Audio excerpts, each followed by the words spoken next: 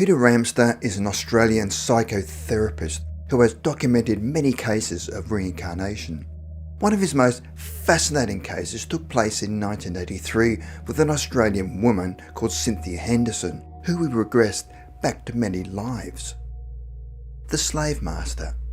Cynthia is regressed back to Egypt, where she is a male who works on a cargo boat as a master in charge of slaves, travelling up and down the length of the Nile River. She recalled her life in Egypt as being peaceful and comfortable. She sees herself as a healthy male with a job for which she was well rewarded. His house was made of white clay with no door, but a canvas-like material covered the entrance. It had a flat roof and slits for windows at the front, and one could climb onto the roof. Neighbouring houses were the same. She recalled the Nile River and the barges she worked on, and was able to draw Peter Ramster a picture of a barge. The boat Cynthia was master on carried grain, which was delivered to the storehouses in various communities that stretched along the river. She recalled the palaces, exquisite in pink and white marble, with steps down to the river in the delta area. From the boat, you could see fields with the desert and the pyramids behind, where palm trees and beautiful gardens surrounded the palaces. The only town that Cynthia recalled was Thebes, which was also called Aman, which was at the top of the Nile, away from the delta. Cynthia remembered the slave master wearing a short skirt and sandals with a cloth over the head, hanging loosely at the back. He also wore a cape made of animal skin during the colder periods of the year. Ramster asked her the name of the pharaoh to ascertain the period in which she lived. She said Thutmose II and III, where Thutmose II was very weak and lived only a short time. When Thutmose III was in power, he'd been pharaoh for about 10 years and used to send great armies off, but as a slave master, she doesn't remember having anything to do with them. Life for us was generally pleasant. There was street entertainment and markets, jugglers, acrobats and singers. When Ramser checked the history books, he found that Thutmose II and III lived during the 18th dynasty. Thutmose II was weak and Thutmose III succeeded him and was a strong pharaoh. The 18th dynasty was between 1567 and 1320 BC. The job as an overseer of slaves on the barges would not have been likely to have given any insight into secrets that could be revealed today.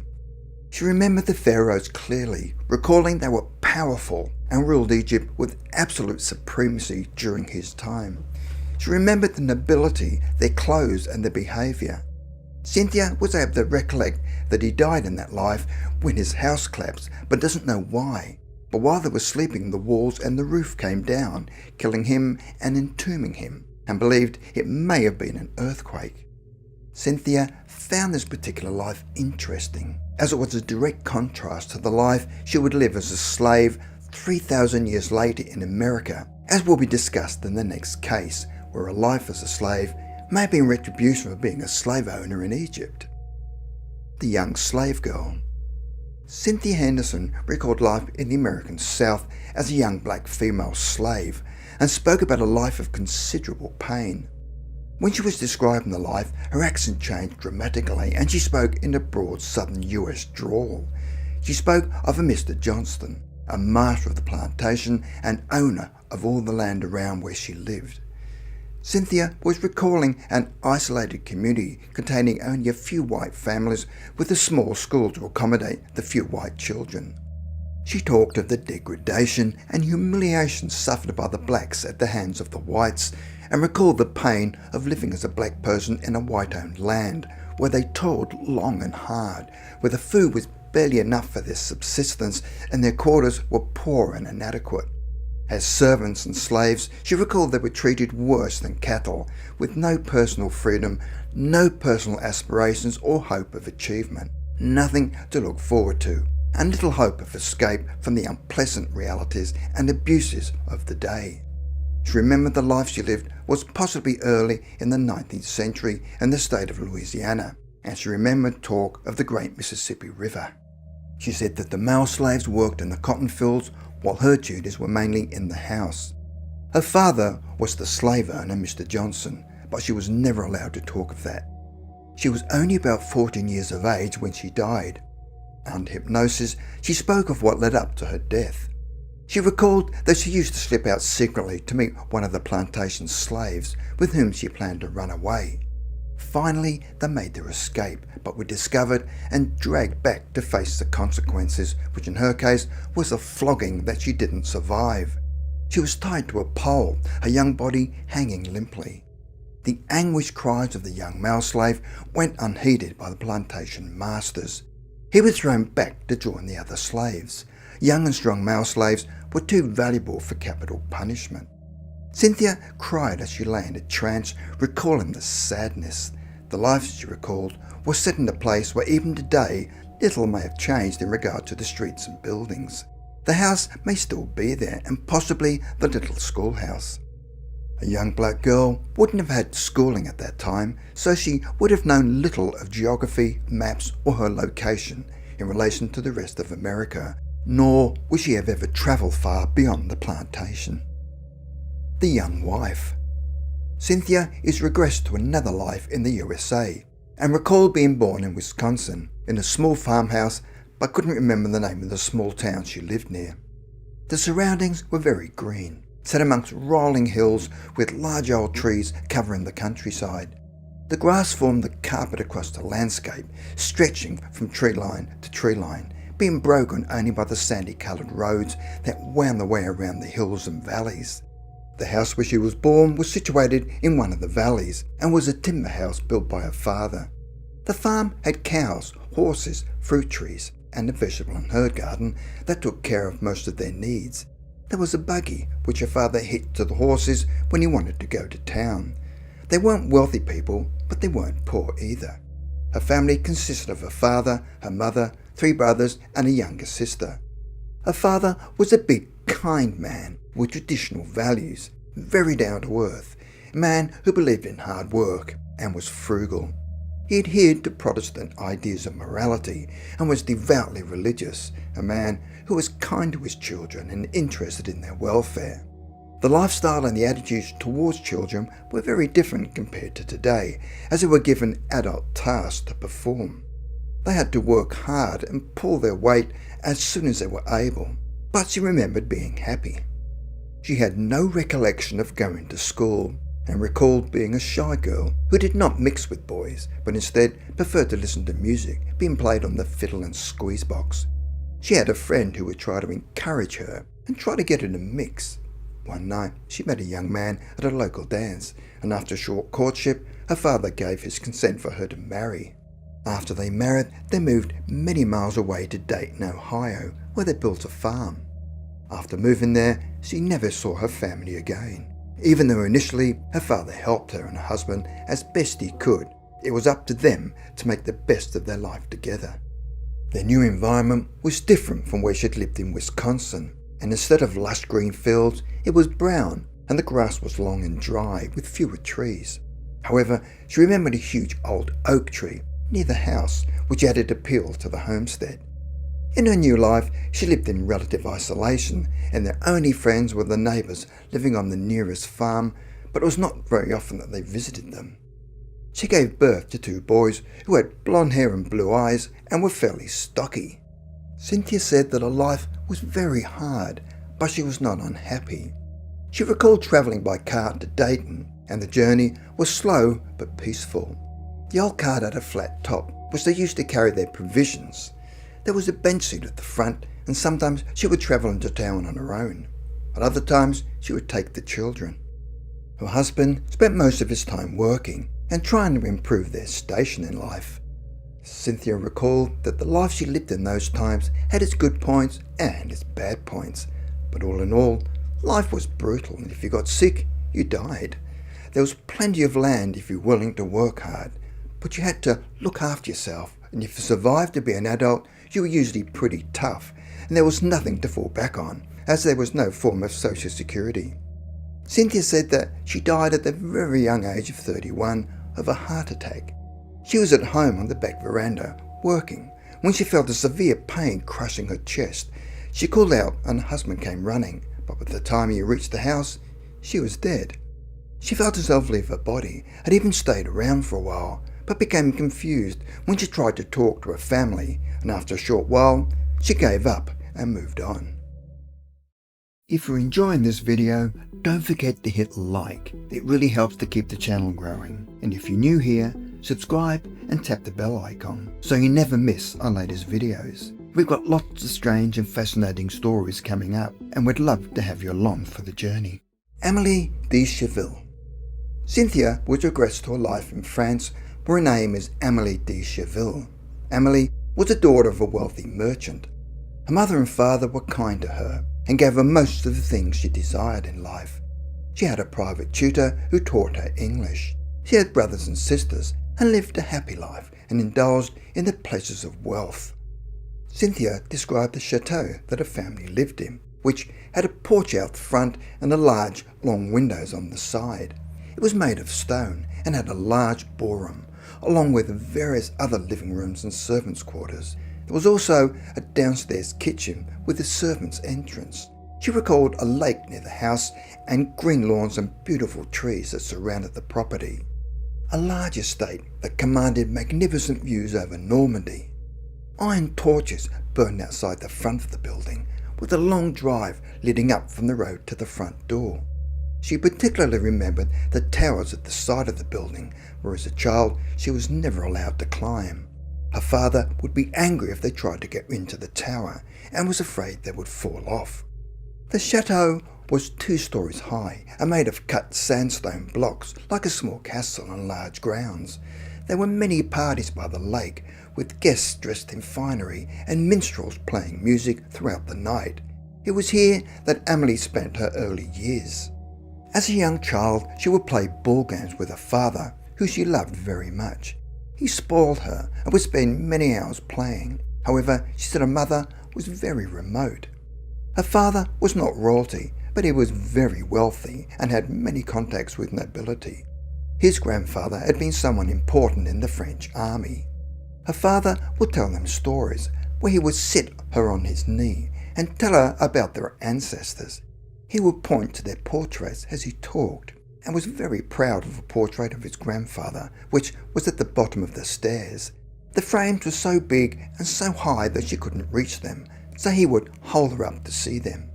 Her brother Philippe and her would run to the kitchen and steal apples when the cook wasn't looking. She remembers the parties that were held at their chateau. She remembers the cool air and the beautiful summer nights, but it got very hot in the ballroom. She could hear the music and the laughter and liked walking by the lake. Before she was old enough to attend the parties, Philippe and she would hide by the kitchen door and watch the guests arrive, and sometimes the parties were huge. The visitors would come to the chateau in big coaches, and some of them had as many as 6 horses. Occasionally, the guests would wear masks, and there'd be a lot of music, dancing and laughter, which would last until sunrise. The servants would have to work very hard with so much food piled high on silver plates. Sometimes the people wanted to eat by the lake, so the servants would have to work even harder to carry everything down there. She remembered their holiday as a child, where it was great fun packing the trunks and getting ready to go away. The coach would be loaded up, which seemed to take all day, and they would be impatient to get going. The journey seemed to be very long, and they had to stop twice to change horses. They spent a night at an inn on the way, and they arrived at a place called the Abbey of Mont Saint-Michel. The abbey seemed to stand like a giant fairy tale castle against the sky, and they visited the village at the base of the abbey. As Amélie grew older, she met a man whom she eventually married. It was time to set up her own household and create a new life. Her husband was an army officer who could afford the comforts of life, though not quite to the standards of her father. She remembered a wedding which seemed very serious and everyone was solemn. She remembered feeling that the carefree life came to an end and there were no more games or childish ways. After the wedding, she left Normandy and moved to Paris, to the home of her husband, and she never saw her mother or father again. After arriving in Paris, she had to run the house and had 3 servants, but they were not poor. Her children were born in the house, and it was there that she lived for the rest of that life. She lived comfortably with her husband and children. Suddenly, the atmosphere of Paris became worse as the years passed, where food became scarce and the people were starving. The unrest spread and life became progressively dangerous. The wealthy lived in style and the poor starved. A son was called Edward and a daughter, Marianne. Edward was dark like his father, whereas Marianne was blonde with curls. When they were about 15 and 16, they were sent away to Normandy to live with her father. She would have liked to have left Paris herself. Her husband told her to stay indoors, and in the end, she didn't leave the house very much. When she did, she had to be very careful. Peter Ramster then asked Cynthia to describe what she saw in the streets of Paris. She said, filthy people in rags who stank, and there were many rats. The streets are narrow, and the houses are small and very close together. The streets have rough stones, and there are lots of drinking houses, bakeries, fish sellers. The rats are there because of the dirt, and they run amongst their feet. You have to be careful with the babies, they bite them. It's getting so bad, she won't walk the streets anymore. The crowds are abusive sometimes if they think you have food. She said that life in Paris slowly became worse until finally the peasants revolted and the revolution began. She remembered being dragged from her home by the mob and put into a cell. The cell is dark with one window with bars. She is standing there alone, and then two men and a woman come into the cell and push her down onto her knees. The men hold her hair while they cut her hair with a knife, but only at the back, and is frightened and almost fainting. They drag her out to where she is then pushed to the front of a cart, while others are pushed in behind her, but she doesn't look at them. She's numb with fear and everything is unreal, and she doesn't feel anything. The cart bumps along the cobblestone streets where the crowd is shouting and abusing, spitting, swearing and hissing. When the cart reaches the guillotine, they are dragged off to wait in a line. There's an official with a pen and a scroll at the bottom of the steps who asks the name of each person. After the deals are taken, they go up the steps of the guillotine, where there are 4 men and a priest, and then executed. They don't leave much time between each one. As soon as one is beheaded, the mob cries for the next. Every time the blade comes down, the mob goes wild, cheering, shouting and clapping. The guillotine is on a pedestal made of wood with a frame around, where they've hung red, white and blue drapes. The guillotine is very high, and underneath, at the front, is a basket for the heads. The other men on the platform are waiting to take the bodies. Around the square are buildings with people on the balconies and at the windows. Every available space to watch is full. There is a tall man who stands there inciting the people, who cry out and shout. When one cart is emptied, they bring the next. Blood is in the streets. They're standing in blood. It's running in rivers. Some of the heads are placed on poles and carried around the streets. She's the only woman amongst 8 men, and the men go first. She's the last and has to wait and watch. She's full of terror, and then it's her turn. They ask her name, but she cannot speak, so she's told to go forward up the steps. She's cold and trembling and wants to get it over quickly. They push her from behind while the mob is shouting. At the top of the steps, the executioner is there waiting. She is then pushed forward and the blade is raised. The steps are steep and she has to be pushed and pulled up to them. She just wants the nightmare over. They push her towards the guillotine and she falls down. Her hands are tied behind her as she falls down onto her knees, and her neck hits the wood and almost chokes her. She's now on the guillotine. The guillotine drops down where it seems an eternity to be staring at the basket, just staring. She hears the mob and the blade dropping, and then suddenly she's not in her body. She sees her head roll into the basket and the eyes are open. The bodies are taken and thrown over a wall and left to rot. Then she has a feeling as if she's floating into a white mist. So peaceful. The sound of the terrible crowd just faded away. There was someone there waiting for her, someone to meet her, and she followed. They led her through a tunnel with beautiful music. They said that it's all over now. You're with us now. So ended Cynthia's recollection of life in France, full of happiness, gaiety, wealth, and finally horror. Looking back, Cynthia saw it as a frivolous, happy life, but one that was shallow and lacking in depth and meaning. The death was memorable only because of the fear, the blood, and the hate of the crowd. Today, Cynthia has a red mark across the back of her neck, like a birthmark. The chateau. Before their drive, Cynthia was hypnotised so she could participate in a conversation in French, the language that would have been familiar to her 200 years before.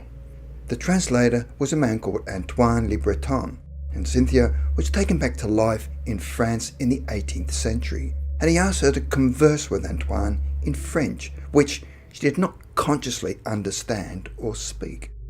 Surprisingly, Cynthia fully understood what Antoine said to her and answered him in fluent French. Sometimes Cynthia answered his questions in French and sometimes in English. Antoine was astonished and said she spoke French well, as a Frenchwoman spoke it, devoid of any English accent. Furthermore, he said she spoke like someone from the 18th century, as some of her words were old-fashioned. The startling occurrence was her French accent, where her strong English accent disappeared. Even the English she spoke while doing this sometimes had a French accent. She said that she had spoken both French and English during that life, but awake she had no knowledge of the French language. The next day they were to drive to Amélie's childhood home near Fleurs. However, the scenery may have changed, which may throw Cynthia off the scent and confuse her recall. Before they left, Peter asked her to reiterate the memories of the roads she rode along in the coach, like a hill, a valley, the road and countryside, and the wall that surrounded the chateau grounds. Cynthia again described the chateau, with its towers and protruding steps and entrance, and the lakes, paths, and walkways on its grounds. She described the windows and the interior. The doors and porch of the chateau are the first things you see when you come down the drive, and 2 towers at the back. Cynthia was able to lead them along roads she had never before in this life travelled, and she seemed to know where she was. But they suddenly came upon a new road where Cynthia became confused, but soon recognised where she was and picked up the lead. Suddenly, Cynthia could see what looked like the wall of the chateau. The chateau grounds were now large parklands, and Cynthia became tense as they drove along because she knew where she was and had recognised the drive. She then said, "Oh God, there it is," as the chateau came into view. The description of the chateau under hypnosis was correct when she said that the most striking features are the doors and the porch, because that's the first thing you see when you come down the drive. There in front of them was the ruin of a large old chateau, a building that had once been very elegant. When they approached the tower at the back of the chateau, the sight of the tower triggered a burst of emotion, and Cynthia began to cry. The chateau she remembered now stood before her as a ruin. One could still see a tower, the porch, the entrance, the walls, the windows. Initially, Cynthia was in a state of shock, but after composing herself, took them on the tour of her old home. As they entered, Cynthia showed familiarity and gave them a guided tour as she remembered it. They then climbed the tower and looked out over the magnificent views from the top. The tower was at the back as Cynthia had remembered, but there were 2 towers in her memory. Unfortunately, the chateau had been bombed during World War II and was never restored. Under hypnosis in Sydney, Cynthia had recalled that the lake was an important focus of the early part of her life and was a short walk from the chateau, which was where Cynthia recalled some of the parties. Cynthia then spoke about the different parts of the property and her clothing, where she wore big hats and her favourite dresses were deep purple with cream lace and a collar that was ruffled at the front. It had wide sleeves with ruffles of lace around. Everything came back to her so clearly. Everywhere she walked, memories flooded back. Cynthia said that when she was first regressed, she thought it was just her imagination. But as they walked around, she seemed to know every bend. She said she felt as if she belonged, as she recognised everything. As they started walking around, she had images of the coaches and the clothes and the people, the servants and the parties. She said that she had always had feelings for the French era, and now realised they were real people, not just something she'd read in books or seen in films. It's as if I had amnesia for 200 years. Country house with chapel. Under hypnosis, Cynthia spoke of a friend's country house where she spent many holidays. As they drove onto the road around the coast, only Cynthia knew where they were going, which was a memory from 200 years ago. Her friend's house was situated a few miles from the coast, along with the landmarks that reminded her of her former life.